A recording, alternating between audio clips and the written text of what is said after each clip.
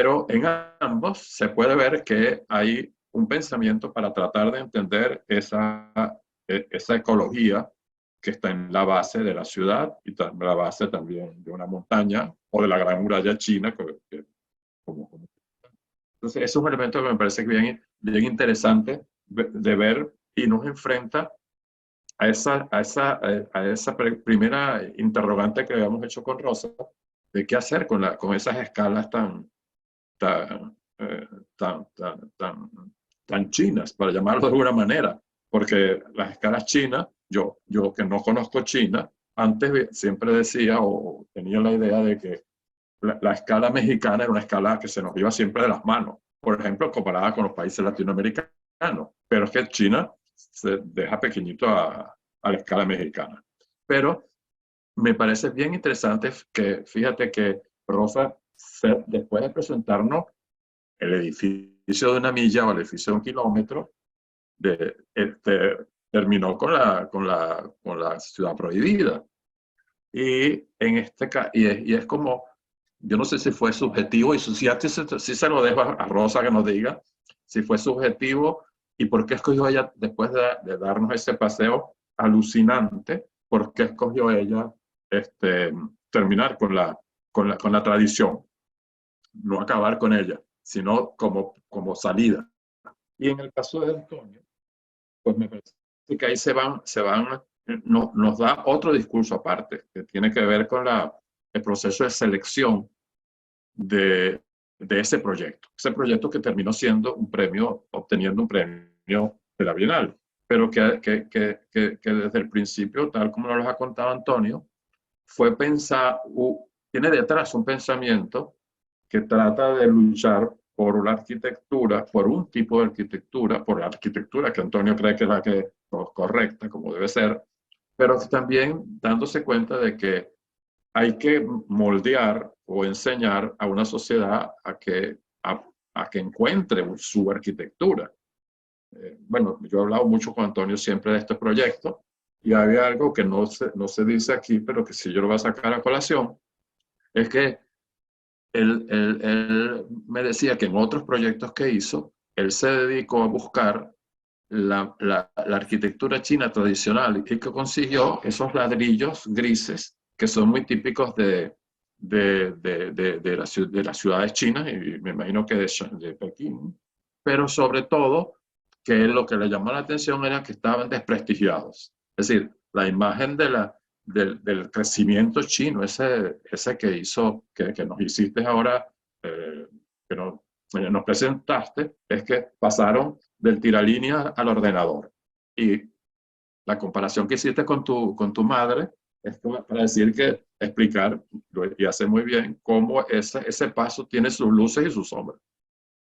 Sí, Tú dices que una viejita china se desenvuelve muy bien con todo esto y en cambio nuestras viejitas o nosotros nos tenemos que golpear duro para que no nos deje atrás los inventos de la tecnología.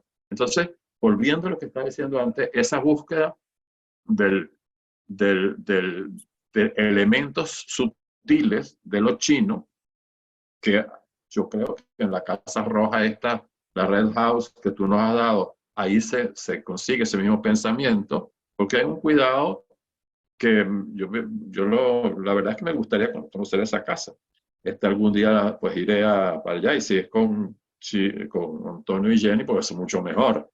Pero evidentemente la decisión de meter la montaña en el medio de la casa, en esa foto que presentaste, es muy impresionante. O sea, ahí la naturaleza está tan presente como puede estar en las mejores expresiones de la arquitectura moderna, de ese interés en tener en cuenta la naturaleza, ese ambiente que nos rodea y que creo que todos vemos que se puede y se está perdiendo.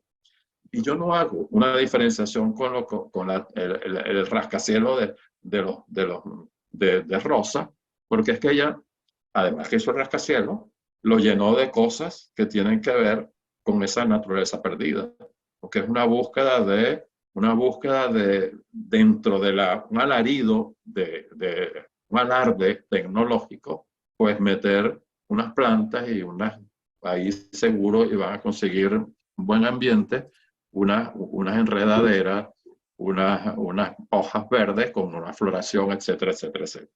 Ahí voy a terminar para no llevarme más tiempo que los dos invitados especiales, pensando de que quizás estos coloquios lo que nos permiten al escoger un tema es conseguir las visiones diferentes, las respuestas diferentes que puede dar frente a un tema. Y eso yo sí creo que es muy importante, porque se está valorando la diversidad, se está valorando el saber ver y saber encontrar respuestas.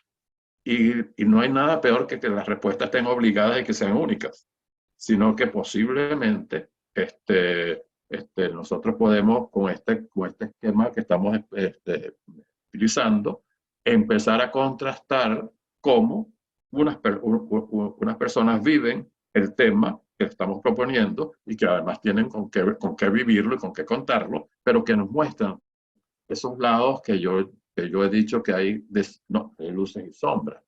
Yo creo que es muy importante ese aspecto que ustedes nos han mostrado hoy. Creo que tenemos por delante, yo voy a ver cómo estaba el chat.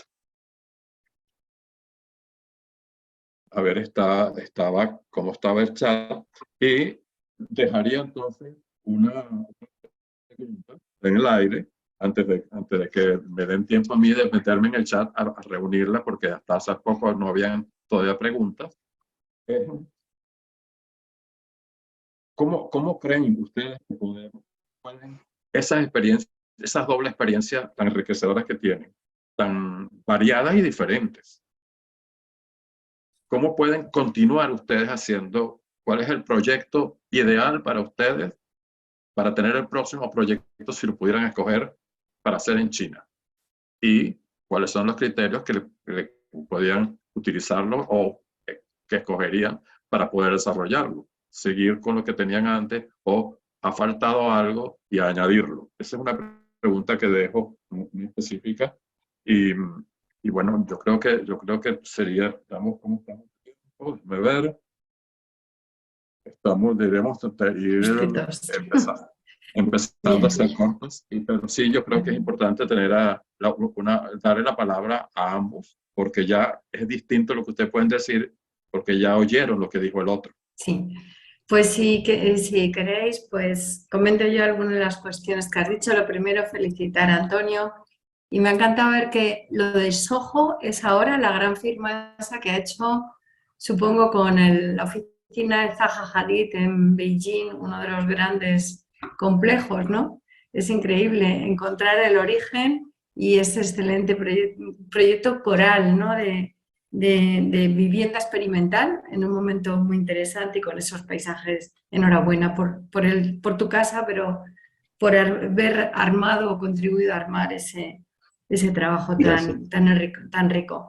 Y con respecto a la tradición o la modernidad, bueno, el siglo XX ha tenido un problema, que hizo tabula rasa con todo el pasado y empezó de cero, y lo cual pues estuvo muy bien porque nos trajo, por un lado, toda la ruptura de las vanguardias, una nueva manera de afrontar un mundo que había cambiado radicalmente, pero también es cierto que en esa tabula rasa de no quiero nada de lo de antes hemos perdido un acervo común, un conocimiento de generaciones una tras otra, depurando los sistemas. Y ese conocimiento, ahora primamos la invención de cada momento, y una de las preocupaciones es cómo encontrar el punto de acuerdo entre, bueno, pues la innovación, la creatividad, innovación es una de las palabras que más se busca en este momento, uno de los valores y una de las palabras que más se usa, pero es que el respeto al conocimiento acumulado, a esa inteligencia colectiva que va depurando los sistemas para lo mejor, pues también hay que reencontrarlo. Por esa búsqueda entre la tradición y la absoluta modernidad o vanguardia. los tiempos han cambiado y tenemos que intentar buscar las soluciones a una sociedad, a una humanidad que se ha multiplicado por mucho, porque, no sé, a principios de 1900 éramos 1.000 millones y ahora somos 7.000, 8.000, caminando hacia los 8.000, 7.000 no sé cuántos. Entonces, nuestros problemas son muy diferentes y tenemos ahora unos problemas medioambientales que son un motor. Pero hay algo en el ser humano que es continuo, que es común. Hay una serie de conceptos de la armonía, el ritmo, etcétera, y unas maneras de enfrentarnos a ello que podemos sacarlo de la tradición. Por eso la fascinación por la riqueza espacial, pero también el detalle constructivo de la arquitectura tradicional china, pero nos podríamos remitir a arquitecturas tradicionales occidentales o de otras culturas y encontraríamos la misma riqueza, pero ya no expresa nuestro tiempo. Entonces, bueno, ese es el punto intermedio, cómo alojar a nuestra humanidad creciente además en conglomerados urbanos con unos problemas acuciantes que nos lo van a traer la salud, el clima, la energía, etcétera, etcétera, y además el divorcio con la naturaleza, ¿no? Entonces hay que recuperar algo de todo ello e incluirlo en nuestra ciudad, ¿no? Muy bien, entonces pasamos la pelota ahora a Antonio y yo estoy, ya después regreso yo porque hay unas cuantas, estoy resumiendo algunas de las preguntas que sí están apareciendo ahora. Antonio. ¿Cuál es la pregunta? No, lo que está Rosa, con Rosa acabamos de, no, yo dejé una pregunta para que la responda el que quiera, pero a nivel general, en este momento, es un poco, después de haber oído las dos presentaciones, bueno, tú hiciste una y las otras presentaciones son de Rosa, que si quieres añadir algo que te permita aclarar cualquier cosa o reflexionar algo. Es que el tema es muy rico, la verdad. Yo solamente hice unas pinceladas de lo que me fue ocurriendo en el momento, porque cualquier conferencia sobre China puede tomar realmente horas, ¿no? Pero hay un tema muy, que quizás en ese tema en ese detalle curioso sobre el salto del dibujo primitivo al ordenador, está una de las claves del problema chino, para decirlo de alguna manera. No sé si es problema, pero a mí se me ocurre que es un problema, que es la cultura.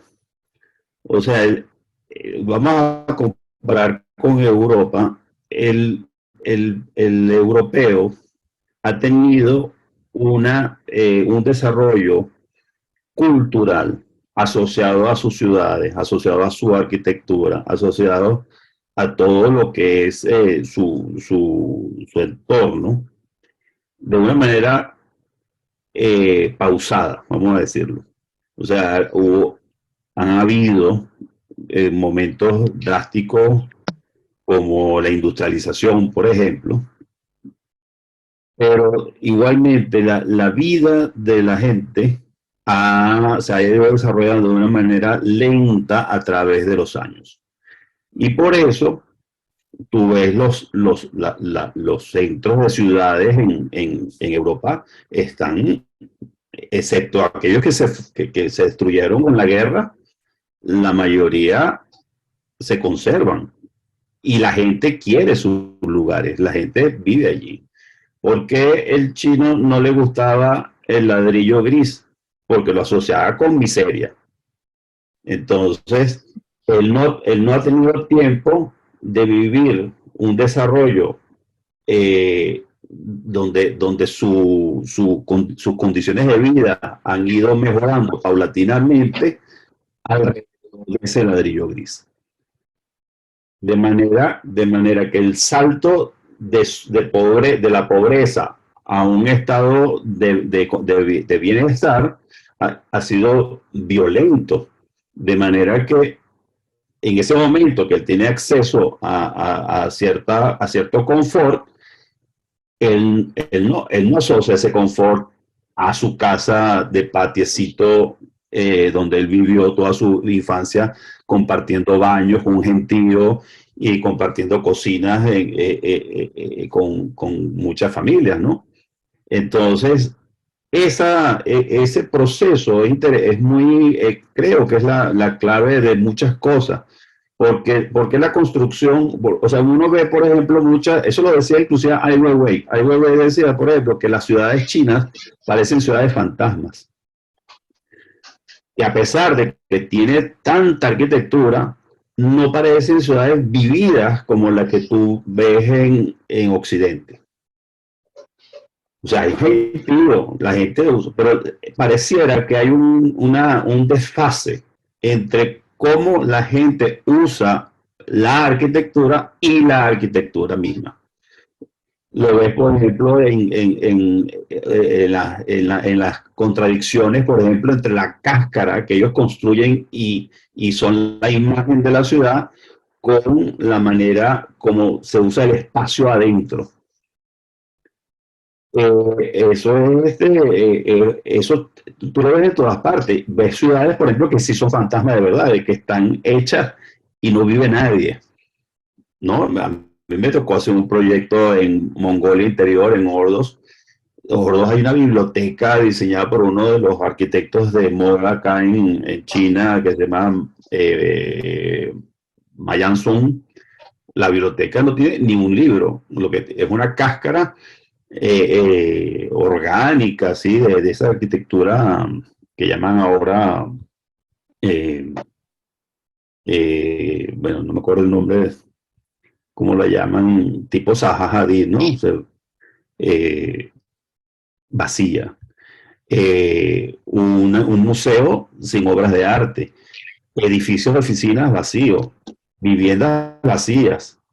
Es porque, bueno, la gente, de repente, ese lugar en Mongolia tuvo acceso a mucho dinero y lo invirtieron en construcción, porque es lo que ellos saben que desde su tradición campesina es donde hay que meter el dinero en ladrillo.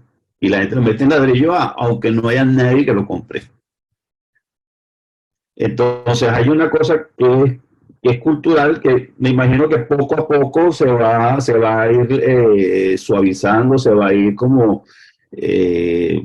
diluyendo en el tiempo, ¿no? Pero eso es un tema que tú lo vives diariamente allá. O sea, recuerdo a una americana que decía, Pekín es muy graciosa, porque tú estás en un lugar que parece la Quinta Avenida de Nueva York, cruzas a la derecha y estás en el campo. Y así es, ¿no? Ese es los contrastes que hay allá. Pero bueno, de todos modos, o sea, China realmente, o sea, todo esto, a pesar de que tiene 40 años, porque esos cambios los inició Deng Xiaoping en el año 79. No es sino cuando se preparan para los Olímpicos que realmente se dio el salto. O sea que no ha sido 40 años, probablemente 40 años se han mentalizado, pero el cambio radical no es sino desde el año 2000, diría yo, 2006, 2000, algo así, 2005. Es cuando realmente China se decide a desarrollarse. Bueno, ahora yo gracias ahora estamos ya entrando en la parte final. Hice un resumen de las preguntas y las voy a leer el resumen y la unión de algunas de ellas, y las voy a dejar para que ustedes opinen de esas cuatro que yo he resumido, que opinen algo si les parece interesante que decir adicionalmente. Hay una que pregunta qué conceptos y experiencias chinas pueden ser valiosas para Occidente a partir de la experiencia que ustedes han mostrado. Ese es uno. Hay otro de los temas que se han escrito es que lo felicitan porque a pesar de que son diferentes, muy diferentes las posiciones y las experiencias, él ha jugado alrededor de la naturaleza y de su recuperación y su respeto, ambos. La siguiente es otra pregunta que muy particular, muy específica, que le interesó muchísimo la historia de la embajada, de lo que decía Rosa, de que hubo muchas anécdotas, pero esa pregunta es que ¿quién era el interlocutor? ¿Era el embajador? ¿Era una persona que venía de China aparte? Etcétera. Y finalmente hay una pregunta que nos las hacen diciendo de qué manera la vulnerabilidad sísmica se tiene que tomar en cuenta en ambas propuestas o en ambas experiencias. ¿Cuál es la posición que frente a ese problema se podría recomendar o explicar? Pues, bueno, empezamos con Antonio para cambiar vale, muy bien, para cambiar el... Sí, para que nos despertemos un poco. Vale. Antonio. La primera pregunta era ¿cuál es la experiencia? Conceptos y experiencias chinas que puedan ser valiosas para otros. Bueno, la verdad es que yo me convertí en un fanático de los chinos en el sentido de cómo ellos piensan, cómo ellos resuelven problemas, cómo ellos son como las hormiguitas, que ellos se encuentran con un muro y ellos empiezan a buscar si es por arriba, si es por abajo, pero ellos no se detienen. O sea, ellos no dicen, ay, mira, aquí hay un muro, ¿qué hacemos? No, ellos empiezan y siguen adelante. O sea, esa resiliencia se llama, esa tenacidad de ellos y eso no pararse frente a las cosas, sino que resuelven. Es muy, o sea, muy interesante la forma como ellos abordan los problemas, la manera como fuimos resolviendo todos los problemas que se fueron presentando. Fíjate tú, por ejemplo, ese tema de la comuna. En términos económicos, esta empresa no ha hecho un centavo. Pero ya ellos lo sabían. Pero ellos le dieron la vuelta al asunto, porque ellos no se iban a detener. Primero que no se vendió, o sea, no se pudo vender porque los derechos de tierra, había cosas que tenían que ver con el tema de la tierra, que era complicado resolverlo y decidieron entonces que eso se convirtiera en un hotel. Pero es un hotel que evidentemente para lo que cuesta mantener todas esas casas y tal, ese hotel no paga. Y como lo tiene que manejar un operador de hoteles, en este caso creo que es el Hyatt, que se quedan con unos porcentajes, a la empresa no le queda nada. Y en su momento, Chancy, la dueña, me dice, Antonio, mira, todo el personal que yo tengo trabajando aquí en la comuna es el mismo personal que yo tengo trabajando en Chiang Soho, que es un desarrollo de 700,000 metros cuadrados en el centro de Pekín, ¿no? Frente al China World. O sea que no tiene comparación. O sea, yo estoy gastando la misma energía para hacer 12 casas que utilizo para hacer 700,000 metros cuadrados y tú me vas a decir si esto compensa. Ahora, la inteligencia de ellos, ¿cuál fue? Cuando ella decide, vamos a buscar un camino para internacionalizar este gesto, allí es donde ella le saca el provecho, porque no fueron los 700,000 metros cuadrados que ella hizo en Pekín. Le dio dinero, pero no le dio la proyección internacional. La proyección internacional se la dio este proyecto. Entonces, este proyecto le sirvió de marketing. Entonces, ya ella realmente le sacó sus ganancias a este proyecto. Entonces, y esa es una manera muy china de trabajar. Los chinos no se detienen, ellos siguen, ellos avanzan. Nosotros, cuando llegamos nosotros a China, que era una mentalidad todavía socialista, porque ellos todavía no habían terminado de arrancar, la palabra que ellos utilizaban era no, no se puede, nada se podía.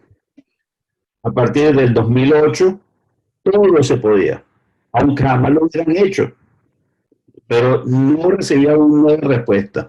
Sí, entonces él, el que aceptaba el trabajo, aunque no lo hubiera hecho, él sí iba a buscar la manera de que alguien lo hiciera. Pero él ese trabajo lo iba a hacer él. Y así es así es la forma, la verdad es que hay demasiado aprendizaje en todo este proceso, difícil de resumir acá, pero la verdad es que creo que hay que estudiar a los chinos con más detenimiento. Y creo que Occidente sigue viendo un poquito de arriba abajo a los chinos. Ya. Pues si queréis, comento yo algunas cuestiones, coincido, sí. Evidentemente tienen una cultura muy elaborada y lo que pasa que no es tan lineal como la nuestra de poner una meta y llegar a la meta inmediatamente, dan vueltas, vueltas, pero al final es curioso que muchas veces lo que parece que está en un camino errático, porque a nosotros nos puede parecer errático por las vueltas que dan, al final puede ser el camino mejor. Entonces, es una búsqueda muy curiosa, muy diferente a la que tenemos en la estructura occidental, pero que es tan válida o más que la que nosotros defendemos. Entonces, por eso mirar desde arriba tampoco es oportuno. O sea, son dos modelos y son muy, muy válidos ambos. Con respecto a la arquitectura tradicional, China tiene muchas cuestiones interesantes. La primera es que está muy sistematizada. Es una arquitectura, digamos que para el imperio, para extenderla, pero sofisticada. Es como un prefabricado, por llamarlo de alguna manera. Es un modelo, voy a simplificar muchísimo, modelo IKEA, pero a lo largo de una cultura que lo ha trabajado enormemente y que es capaz de hacer esos pabellones. Y esos pabellones pueden ser humildes casas, pequeñitas, o pueden ser grandes palacios, ¿no? Siempre usando el mismo concepto tipológico con un sistema, el modelo sistemático y con una construcción muy depurada que simplemente van adaptando a las necesidades y así han funcionado y así es gran parte de la arquitectura que además es muy versátil, les permite ensanchar, les permite alargar, cosa que en los modelos más rígidos de la arquitectura occidental a veces no se puede. Bueno, esa es simplemente una pequeña opinión. Con respecto a la pregunta muy concreta de la Embajada China y cómo actuábamos, bueno, ahí es, desde el primer momento teníamos siempre un arquitecto chino designado por el Ministerio de Asuntos Exteriores que venía como arquitecto de la propiedad y que era nuestro interlocutor directo. El embajador aparecía simplemente en ciertos momentos de la inauguración o la primera piedra o algo así, o la presentación del proyecto, pero toda la labor se llevaba en directo con un arquitecto, que tuvimos varios, 3 en concreto, porque fue un proceso largo, todo el proceso desde el proyecto hasta la construcción, y en todo caso, pues alguno de los, el ministro de la embajada para temas más importantes, pero no, era un técnico designado por el ministerio. Para mi asombro, la primera vez que cuando nos estaban presentando, la primera vez cuando nos dijeron el concurso, pues nos citaron a los equipos que íbamos a participar y entonces pues te daban indicaciones prácticamente de metros cuadrados y de necesidades, pero cuando estábamos muy despistados, pero ¿qué estilo quieren? Es decir, quieren algo que les recuerde a China, algo completamente a nuestro criterio, algo occidental o vanguardista, en fin, por dar alguna indicación les preguntamos a ese primer arquitecto designado por el ministerio y qué opina de cómo debemos hacer esto. La contestación siempre me quedé con ella porque me sorprendió. Mi opinión no importa, solo la de mis jefes. Y claro, digo, si eso lo preguntas en España, te dirían, Bueno, mi jefe diría tal, pero es que eso yo creo en realidad que debéis hacer, sería justo lo contrario, pero bueno, de esas anécdotas muchas. Entonces era un técnico. Y con respecto a la otra pregunta que hacías, el sismo, claro, en el proyecto de la Torre Biónica, eso ha sido un tema crucial y nodal. Y hemos estudiado muchas cuestiones relativas a sismos y al final todo ese sistema de coronas de círculos es parte del sistema flotante de cimentación, con agua además, como disipadora de la energía que puede producir un sismo, de tal manera que es que la torre que está en el centro, la energía del movimiento de la Tierra prácticamente no le llegue. Entonces todo es un proceso, es como, digamos, las raíces de los árboles que hacen como una losa flotante en el terreno. Es una cimentación que no va en vertical, porque no habría terreno que lo soportara, va en horizontal también. Y combina agua para absorber la energía de un sismo, más otra serie de mecanismos. Pero claro, sí, en el caso este es fundamental, evidentemente. Pues bien, vamos rápidamente a llegar a las 2 horas, así que Sí. yo creo que deberíamos arrear velas y ir a puerto. Una pregunta interesante, porque ¿cómo se piensan, ambas personas, cómo piensan que en sus proyectos la movilidad reducida se toma en cuenta o se debe tomar en cuenta? Y antes de que ustedes respondan a esta, pues ya pasaríamos después a despedirnos, y sí quisiéramos que tanto el presidente de la Real Academia como el de la Academia de la Ingeniería y el Hábitat, pues darles la palabra en algo muy corto para poder estar en tiempos asequibles de una manera. Entonces, los veo con la pregunta de la movilidad reducida.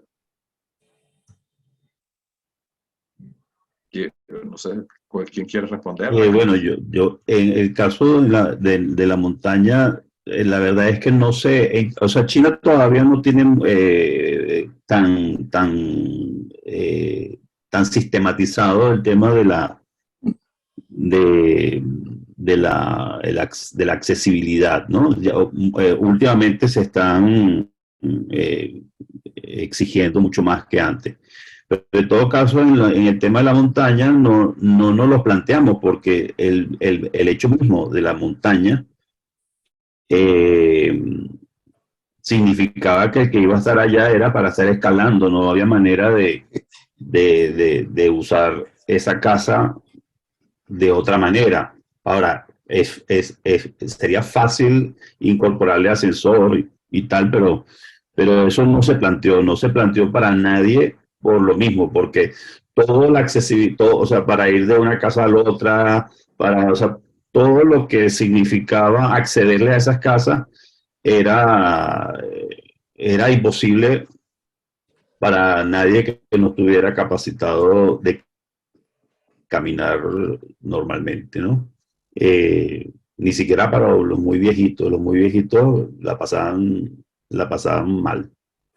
Vale, pues muchas gracias, y entonces vamos a pasar la palabra a don Antonio Colino y luego a Eduardo Bros.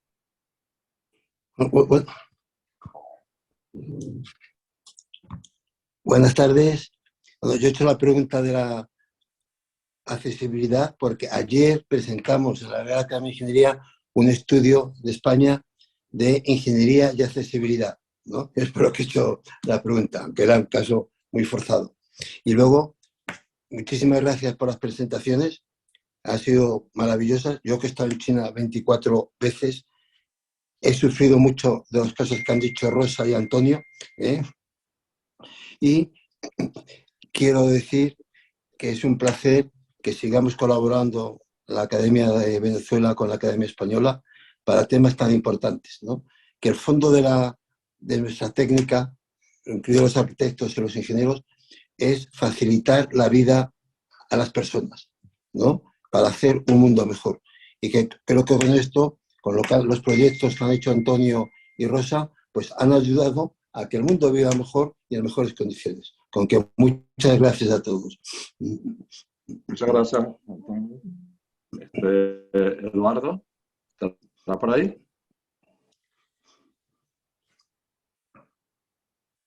Bueno, aparentemente no está en este momento. Queríamos entonces, de todas maneras, darle gracias a todos ustedes, a Rosa y Antonio, porque creo que ha sido un tema apasionante, como lo habéis abordado. Se ha creado un clima interesante en cuanto a las comparaciones que podemos hacer una y otra, con una y otra exposición. Y si el tiempo se ha pasado tan rápido, debe ser porque no nos hemos tenido tiempo ni de fastidiar. Y eso es una virtud, que podamos aguantar con este grupo. Yo creo que para finalizar, pues agradezco mucho a la CAE, que es la Comisión de la Academia aquí en España, y terminaría diciendo que este tipo de eventos creo que tiene como algo que a mí me llama mucho la atención y que me parece muy interesante, es que nos pone a conversar de un tema a ambas academias. Y eso hay mucha tela que cortar ahí, porque hay opiniones que contrastar y hay opiniones que complementar. Y también hay cosas como hemos hecho hoy, de encontrar algunos luces y sombras, como yo dije hace mucho tiempo. Así que les doy las gracias. Sí, está Eduardo, ¿no? ¿Está? Eduardo Buroz está. Sí. Vale. Muy bien, Eduardo. Entonces, muy buenas tardes, un gran saludo, muy impresionado con las presentaciones del día de hoy, me llaman muchísimo la atención y pienso que es muy importante que divulguemos tanto la visión de avanzada del futuro, del edificio vertical de 1000 metros, de la concepción no solamente arquitectónica, sino que también los ingenieros estructurales, la gráfica que vimos, que muestra la consideración de los esfuerzos del viento, nos llama mucho la atención. Entonces, ojalá se pueda hacer una síntesis para publicarla en el boletín de la academia. Y del otro punto de vista, bueno, son dos proyectos, dos concepciones interesantísimas. El inicio del proyecto SOHO, de la relación entre espacio de trabajo y espacio de vivienda. Sobre todo ahora que estamos pensando en el trabajo online, entonces una conceptualización de este tipo pudiera introducir un cambio muy interesante para estar en el área de trabajo, pero a la vez conservar la individualidad de la vivienda. Me pareció también que es un tema muy atractivo para hacer una síntesis alrededor de esa conceptualización y la experiencia colectiva, ese tipo de enfoque de distintos arquitectos trabajando sobre un mismo espacio, pero cada uno concibiendo con sus propias ideas y la relación con el espacio. Es algo que llama mucho la atención porque como bien reaccionaron los arquitectos cuando les preguntaron cómo desearían participar en la Bienal, lo consideraron como su obra, ¿no? La arquitectura, entre tantos valores que tiene el valor de la expresión artística de cada quien, ¿no? Cómo expresa su sentimiento alrededor del tema que se está tratando. Entonces, pero concebir una obra colectiva, me parece que vale la pena también hacer un esfuerzo de presentación de la importancia de la síntesis en algunas ocasiones. Y el otro aspecto que me llama mucho la atención es el considerar la tradición y la novedad que impone el ritmo del cambio del mundo. Lo digo porque si bien hay esa atracción hacia la concentración en las grandes urbes, lo que nos lleva a los edificios como el que se planteó. También hay el deseo del escape hacia las realidades de los espacios rurales, donde particularmente en Venezuela, y sobre todo ahora que tenemos el tema del problema bioclimático, muchos, entre ellos personalmente, nos planteamos con mucha nostalgia nuestras casas de patios. Claro, evidentemente eso consume mucho terreno, pero nosotros tenemos en los espacios rurales, en las ciudades rurales, todavía mucho espacio. Entonces, el retomar los patios en sus distintas formas, tanto los interiores como los exteriores, para adaptarse a estos aspectos del bioclimático y bajar el consumo energético, que es una vuelta a la tradición, es una vuelta a los orígenes. Puede ser un tema interesante de contrastar, no de tomar una decisión, sino de poner en valor la posibilidad o la necesidad de tomar elementos de la tradición y tomar elementos de la vanguardia más avanzada, como las que oímos hoy. Esto es lo que yo tengo que aportarles, y quedé extraordinariamente satisfecho, emocionado, oyendo toda esta presentación del día de hoy, estas contribuciones de la hispanidad en un mundo tan complejo como el mundo chino. Esto es una demostración fehaciente de que la hispanidad tiene la fuerza para insertarse en el mundo global con mucha realidad y poner su grano de arena en la relación del nuevo mundo globalizado. Muchísimas gracias. Bueno, Eduardo, muchísimas gracias. Me parece que esta frase final puede ser el colofón de esta reunión. La hispanidad tiene con qué opinar y opina, puede opinar con profundidad, y nosotros mismos tendríamos que estar muy pendientes de ir buscando esas opiniones, porque si no son ocasiones que perdemos de reforzarnos unos a otros. Con esto, si no hay otra persona que quiera hablar, pues ya les voy a dar las gracias. Les voy a decir que en el chat hay muchas opiniones y casi todas coinciden en que la variedad de las dos visiones es muy enriquecedora, y su diferencia más aún. Que hay como 5 o 6 comentarios al respecto. Así que le tenemos que dar las gracias a nuestros dos invitados por habernos acompañado.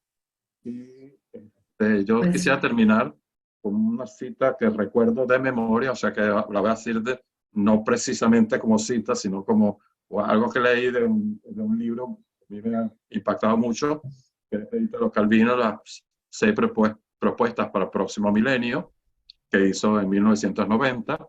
Estamos nosotros ya pisando el primer cuarto de siglo del 21, y él decía que la velocidad no nos serviría de nada si no teníamos una profundidad en la mirada con que interpretábamos las cosas. Me parece que esto puede servir como un elemento de cierre. Les doy las gracias y nada, esperemos vernos en la próxima ocasión que tengamos.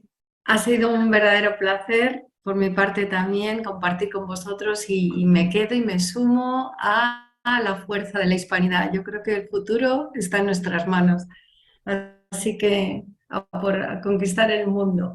Vale. Un abrazo a todos. Aprovecho las últimas frases que habéis dicho sobre la hispanidad, tanto Rosa como el presidente Buroz, que dentro de unos días te voy a mandar la carta para crear la Academia Iberoamericana de la Asociación Iberoamericana de Academias de Ingeniería, para dar fuerza a las ideas que habéis dicho, Rosa. Qué interesante, muy bien. Muy bien, muy bien. Pues adiós. Bueno, pues hasta luego. Adiós, muchas gracias. Muchas gracias. Un placer. Lo mismo, un gran saludo.